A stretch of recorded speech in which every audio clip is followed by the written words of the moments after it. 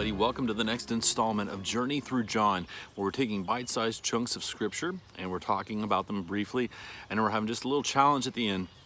Hopefully this will be a way for us to get into our word, and hopefully it is encouraging and challenging all in the same thing.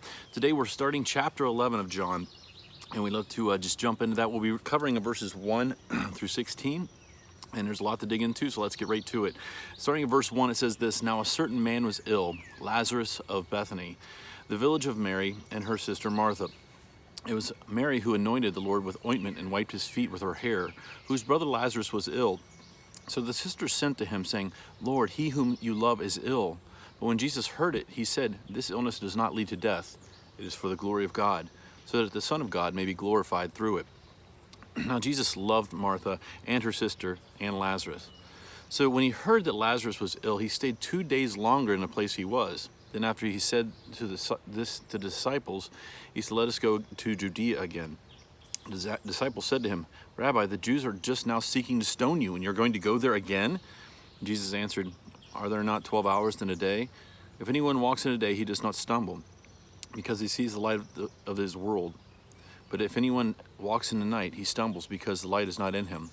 After saying these things, he said of them, Our friend Lazarus has fallen asleep, but I will go to awaken him. The disciples said to him, Lord, if he's fallen asleep, he will recover. But now Jesus has spoken of his death, but they thought that he meant taking rest in sleep. Then Jesus told them plainly, Lazarus has died, and for your sake I'm glad that I was not there, so that you may believe. But let us go to him. So Thomas, called the twin, also known as Doubting Thomas, said to his fellow disciples, Let us go that we may die with him. Now there's a few things to unpack here, and I don't want to take a tremendous amount of time on just one of those things, but let's just touch on a few of these things. Jesus is heading back to Bethany, where it's very close to the area where they were seeking to stone Jesus, and they wanted to kill him. And so keep that in mind as we're talking about Thomas here in just a little bit. But they're going to this town, and Lazarus, one of his good friends, has passed away, was sick. And after time, we're going to find out that he passed away. But he's sick and he still stays there. You'd think if he thought this was going to be a serious matter, something he needed to attend to, he would be imperatively moving forward. He wanted to see Lazarus get well, and certainly Jesus, of all people, could make that happen. So the disciples were kind of like, but if we go back, we could die. I mean, we could get caught up in this thing. Jesus, you could get stoned, and we may get caught up in this thing as well. And then on the other side of it, Lazarus is sick and he's dying. And I think about this in so many ways. I'm sure that I could find a way to justify, well, I probably just shouldn't go. It's just too bad. Lazarus may not make it through this, but what am I supposed to do? I mean, I can see myself saying that. But what Jesus is saying is, even if this leads to something, realize that God has this all in hand, and it's time for us to go back. But Lazarus is going to die, or Lazarus has died, as Jesus tells us in verse 14. Lazarus has died, but there's a reason for it. And so Jesus is going to go there. Even though Lazarus has already died, he's going to go to the place where people want to kill him and murder him. He's willing to go and do all this because there's a greater plan. And I want to keep in mind that, once again, that thread that's going through John, I believe is there, and I believe that this chapter will prove that even further, is that while Jesus was here, we're missing the point why he's here. Those who were around him, the people that walked around him in this culture, the circles of influence, those who even believed in him, the disciples, they didn't quite understand the gravity of who he was and why he was here.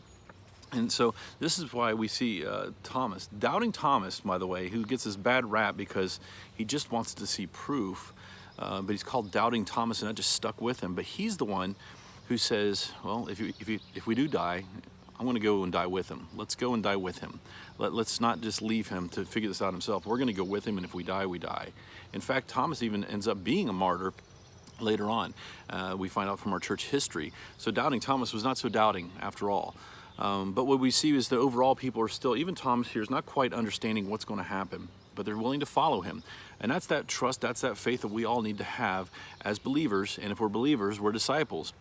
And our job is to make more disciples. We're supposed to follow Jesus faithfully, even when we don't see how it's going to happen.